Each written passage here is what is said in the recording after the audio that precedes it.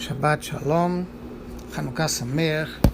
Estamos em Parashat Miketz, que também é época de Hanukkah. Costume, em geral, é essa época.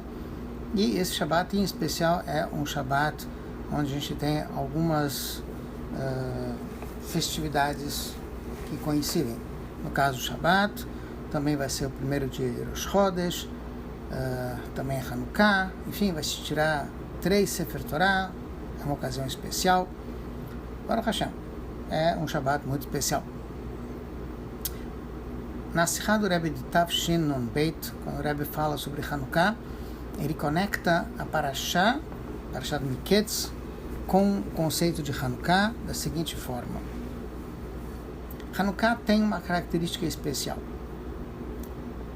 Entre as várias diferenças que tem entre os Hagim, todos eles que a gente tem, Pesach, Shavuot, Sukkot, Purim, enfim, existem aqueles que são Hagim da Torá, aqueles que são Hagim de Rabbanan, de Chachamim. Os Hagim da Torá, obviamente, é Sukkot, com Simchat Torah, com Shmini Atzeret, enfim, Pesach, Shavuot, Rosh Hashanah, Kippur, enfim, e os Hagim que foram instituídos por os nossos Chachamim posteriormente são Purim e Hanukkah, basicamente. Muito bem. Um ponto em comum que todos os Hagim têm, uma característica de todos eles, é que por serem Hagim, época de comemoração, eles envolvem uma refeição, uma seudá, que é uma seudat mitzvah, a refeição especial do Hag. Especialmente os Hagim da Torá, é uma mitzvah a gente se alegrar nesses Hagim, besamachta bechagecha, com alimentos, com uma refeição caprichada, enfim. Curiosamente, Hanukkah é uma espécie de exceção. Explico. Até mesmo Purim, que é um Hag, uma comemoração posterior à Torá, no sentido de uma comemoração de Rabbanan, de Chachamim. Purim também existe a mitzvah de Mishteh Vesimcha, de fazer uma refeição com pão, com vinho, enfim, uma refeição especial de Purim. Já em Hanukkah, nós encontramos claramente na Torá, na Halachá, que em Hanukkah não é obrigatório fazer uma refeição. O que sim se faz em Hanukkah é Roda'á e Shevach, a gente agradece a Hashem, a gente fala Alanissim, tanto na Amidah, quanto eventualmente quando faz Birkat Hamazon, mas não existe uma obrigatoriedade de fazer uma seudá, uma refeição com pão. O Rebbe analisa essa questão de seudá do seguinte ponto de vista. Primeiro, tem uma explicação lógica. De modo geral, os Hagim, vamos pegar como exemplo Purim e Hanukkah, a diferença entre Purim e Hanukkah. Em Purim, houve uma gzerá, um decreto contra a Israel, contra o povo de Israel, fisicamente. Haman, Chas Shalom, queria exterminar fisicamente o povo de Israel. Já em Hanukkah, não houve uma ameaça física. Sim, houve agressão, mas a ameaça maior era contra a Torá. O objetivo maior dos helenistas, dos gregos, enfim, daqueles que estavam contra a gente, era eliminar a santidade da Torá. Como está escrito em vários lugares, a gente encontra isso inclusive no Al-Nissim, que a gente fala que o objetivo deles era Lashkicham Toratecha, fazer o objetivo dos helenistas, dos gregos, de Antíochos, o rei naquela época, o rei helenista, era fazer com que a gente esquecesse a Torá e deixasse de cumprir as mitzvot de Hashem. E lá a ênfase é de que as mitzvot são de Hashem, e a Torá é a sabedoria de Hashem. E eles não eram contra sabedoria, nem eram contra folclore, nem eram contra a tradição, eles eram contra a ideia de Hashem, de um Deus único, invisível que exista. Isso eles não suportavam, não aguentavam, ia contra a lógica, por isso que eles não aceitavam. Então o decreto, os problemas, o sofrimento que houve na época de Hanukkah foi espiritual. Eles queriam acabar com o lado espiritual de Am Israel. Eles até aceitavam a existência do povo de Israel fisicamente, contanto que eles se assimilassem à cultura dos gregos. E aí então os Yevanim impurificaram o azeite no Beit HaMikdash e houve um Nes, que foi realmente uma coisa acima da lógica, acima da natureza, de que o azeite de Hanukkah permaneceu por 8 dias, quando só dava para fazer um dia, para ficar aceso por um dia, e esse é todo o mês de Hanukkah. A gente comemora justamente, especialmente com o acendimento das velas de Hanukkah. Ou seja, o ponto alto de Hanukkah é o azeite. O azeite é a comemoração de Hanukkah, é assim que se acende as velas. Obviamente, pode-se acender as velas com vela também, mas é uma mitzvah mais caprichada, acender a vela de Hanukkah com azeite, e mesmo quem acende com vela, é para lembrar o milagre do azeite. Não só isso, que até os costumes de alimentos que a gente tem, ou seja, o costume judaico que tem de comer sufganiot, sonhos, e de comer latkes, que são frituras de batata, frituras de massa, todos eles são ligados com frituras, no sentido de que são alimentos que lembram o azeite. Então, o azeite é o ponto alto de Hanukkah, onde se frisa mais o lado espiritual do que o lado físico. O milagre foi um milagre da Torá, da sabedoria da Torá sobre a sabedoria da Grécia, sabedoria grega, helenista. E o Rebbe, então, nos traz uma novidade de que existem basicamente 4 níveis de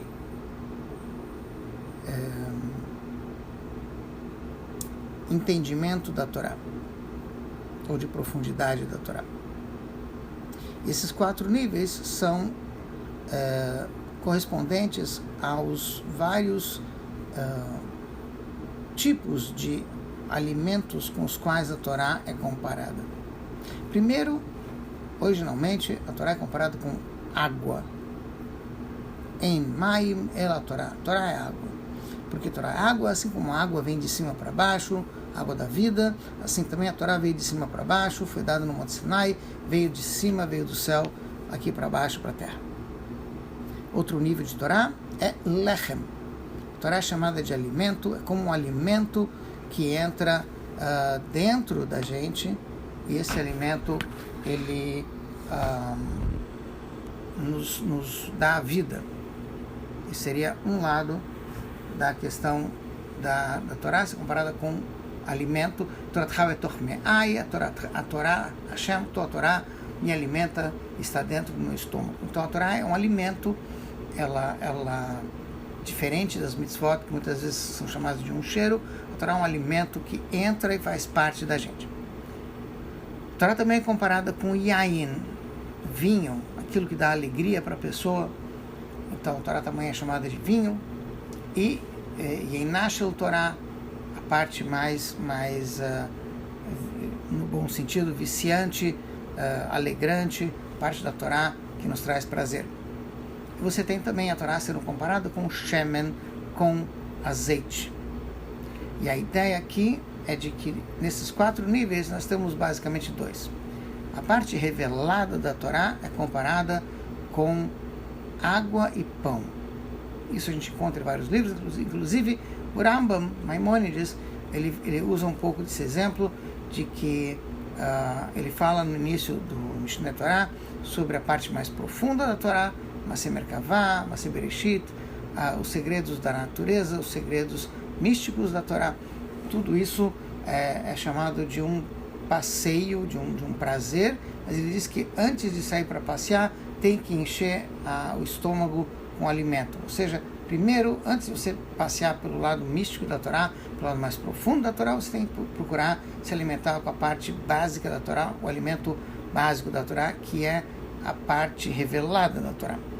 Então, a parte que é chamada de água E pão é a parte da Torá onde a gente vê Alahá, a gente vê a parte prática da Torá, as mitzvot, como tem que ser feitas na prática, e aquilo que a gente aprende do lado literal, simplista da Torá, que obviamente é como o alimento, que isso é básico para toda a Torá. Mas existe também o lado mais prazeroso da Torá, um lado mais profundo da Torá, que é o chamado de Yeiná Shel Torá, o vinho da Torá. Assim como o vinho é um alimento que você toma não sempre, diferente da água e do pão que você toma todo dia, a ideia de pão e água é o mínimo que precisa para sobreviver como ser humano, enfim, você tem também ocasiões especiais, como Yom Tov, onde você também toma vinho, você comemora, você se alegra através do vinho. Então também existe o lado alegórico da Torá, o Midrash, por exemplo, e que isso traz uma profundidade maior e uma alegria maior no estudo de Torá. E existe o lado da Torá que é comparado com o azeite. O azeite é um alimento. No entanto, curiosamente, a gente não come azeite, nem deve comer porque faz mal. O azeite ele é misturado em gotinhas, seja numa salada, num alimento, ou é misturado com um alimento até que ele é feito junto com esse azeite, às vezes ele é usado para fritura, enfim, mas a ideia é de que se usa um pouco de azeite misturado com outros alimentos, não sozinho. E aí sim ele dá um gosto especial, ele traz à tona um gosto especial nesse alimento. E a ideia é de que existe o lado mais profundo da Torá, que é o lado da Hassidut. A Hassidut em si é algo que não foi revelado de uma vez, foi revelado aos pouquinhos, e ele é misturado, ele deve ser estudado junto com a parte revelada da Torá. Interessante. Por que junto? Então a gente agora vai para um episódio que está relacionado com o período de Hanukkah. Hanukkah aconteceu na época do segundo Beit HaMikdash. Na época do segundo Beit HaMikdash também aconteceu um outro desenvolvimento curioso, que foi a tradução da Torá para o grego, a Septuaginta, que foi um episódio que aconteceu por ordem do rei Ptolomeu Filadelfo, do Egito. Esse rei quis que a Torá fosse traduzida e, de acordo com uma das explicações que se encontra na Gemara e no Midrash, ele reuniu 72 sábios em 72 cubículos diferentes, deu para eles a tarefa de traduzir a Torá, e esses sábios fizeram essa tradução de forma milagrosa. Todos eles traduziram a Torá exatamente igual em grego e fizeram 15 alterações específicas, todos eles iguais, milagrosamente, todos eles fizeram as mesmas 15 alterações, e isso foi um grande milagre. Por um lado, inclusive na Alahá está escrito que a Torá só poderia realmente ser traduzida de forma mais perfeita para o grego. Ele é uma língua que comporta esse tipo de tradução. Inclusive, Chachamim trouxeram a prova da Torá que existe, já havia a possibilidade, já estava prevista a ideia de que a Torá eventualmente iria ser traduzida em grego. Por quê? Porque está escrito em relação aos filhos de Noah: Yaft Elokim leyefet uishkon beohalei Shem. Deus há de trazer beleza para Yefet. Yefet vai estar presente na tenda de Shem. E sobre isso, Chachamim explicam várias coisas. Uma delas é que os descendentes de Yefet vão ter alguma relação com Shem, com o templo, vão estar presentes no templo de Shem. Uma explicação é de que o segundo Beit HaMikdash foi construído com permissão dos reis persas. Os persas também são descendentes de Yefet. Curiosamente, os gregos também são descendentes de Yefet, apesar de que os gregos e os persas sempre foram inimigos, mas enfim, eles ambos são descendentes de Yefet. E aí então explicam Chachamim que por isso a Torá foi permitido que a Torá fosse traduzida em grego, porque grego é a cultura de Yefet, e já estava previsto que Yefet estaria presente na tenda de Shem, ou seja, o estudo da Torá poderia ser feito através da tradução da Torá para o grego. Por outro lado, está escrito que quando traduziram a Torá para o grego. O dia foi um dia terrível, como o dia que se fez o bezerro de ouro. E o Rebbe faz questão de distinguir que a Torá, que o Chachamim não comparam isso com o dia que fizeram o pecado do bezerro de ouro, porque afinal de contas a tradução da Torá para o grego aproximou, trouxe o grego, trouxe a Torá para os povos do mundo, mas especificamente para aqueles Yodim que só conseguiam falar grego, que aconteceu na época do segundo Beit, havia já Yodim nessa situação. E a própria Torá, a gente encontra que ela foi traduzida em 70 línguas na época de Moshe Rabbeinu, enfim, sem entrar agora em todos os detalhes, mas a ideia é que, por que foi um dia tão ruim? Porque a Torá não foi traduzida porque os Yehudim queriam espalhar a Torá, e sim porque um rei grego, um rei helenista, Ptolomeu Filadelfo, quis que a Torá fosse traduzida, e infelizmente não com boas intenções.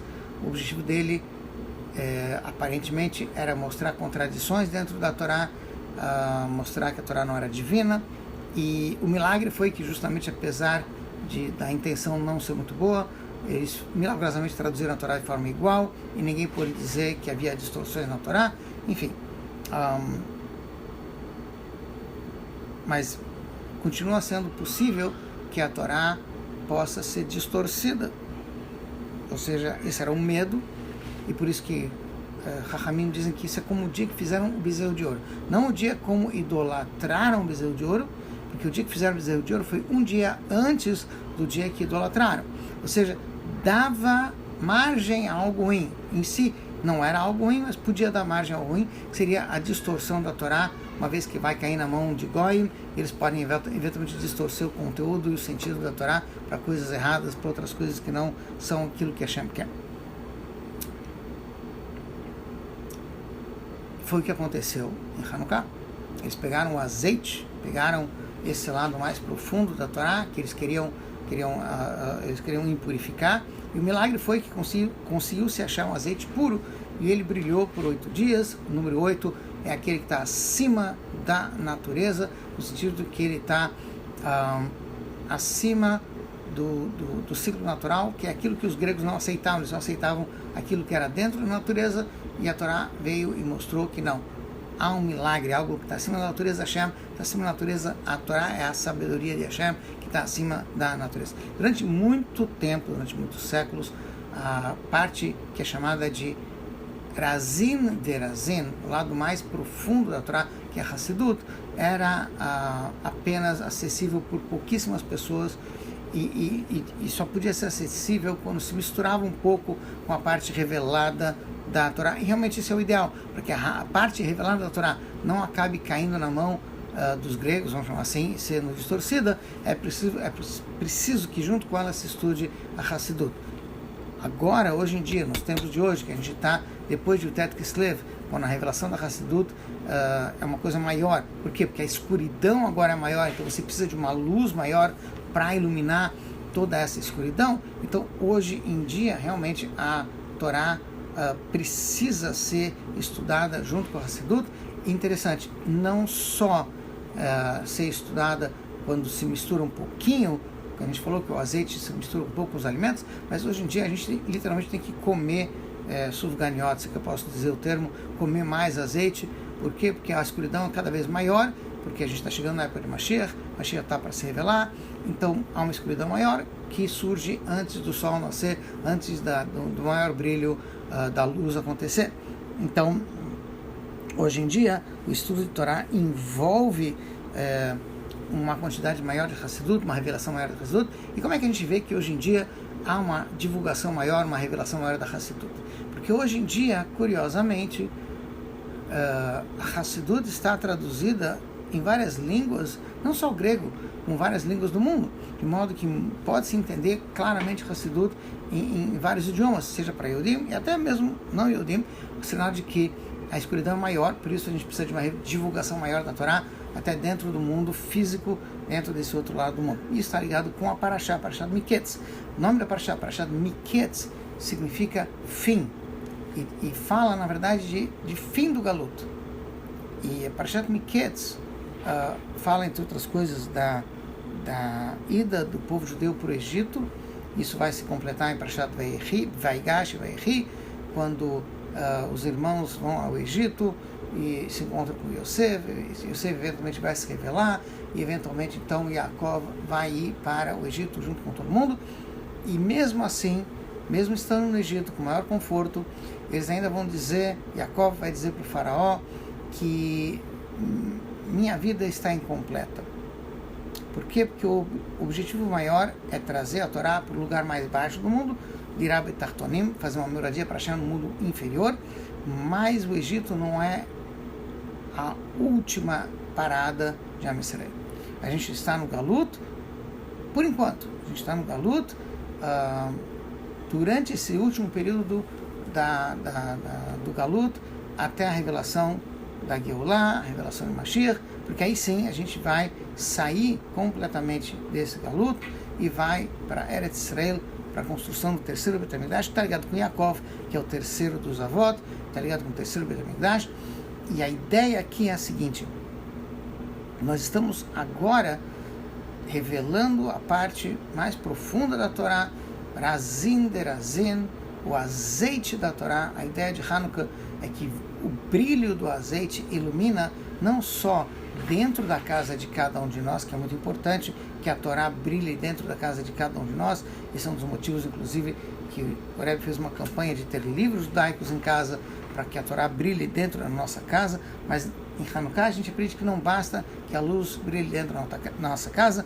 é preciso que essa luz do azeite de Hanukkah, da parte mais profunda da Torá, brilhe para fora de casa, na rua também. Originalmente, a mitzvah de Hanukkah era acender as velas na porta do lado de fora da casa, para que todo mundo pudesse ver, do lado oposto à mezuzá, para mostrar que até o lado esquerdo, o lado de Gvurá, o lado onde há mais escuridão, ele pode e vai ser iluminado pela luz da Torá, principalmente pelo lado que é o chamado azeite da Torá, Razin Derazin, o lado da Hassidut, o aspecto da Hassidut, que é o aspecto mais profundo da Torá. Esse aspecto vai iluminar até mesmo o lado de fora, a rua, o lado que se opõe, o lado onde há escuridão, vai ser iluminado pela Torá. E isso vai ser Miketz, isso vai trazer o final da Galut, o final desse momento que a gente se encontra agora, e o início da Geulah, o início de um momento onde a parte mais profunda da Torá, o Razin Derazin, vai ser revelado para todo mundo, principalmente com a construção do terceiro Beit HaMikdash e com a vinda de Mashiach. Que a gente possa ter um Shabbat Shalom e um Hanukkah Sameach.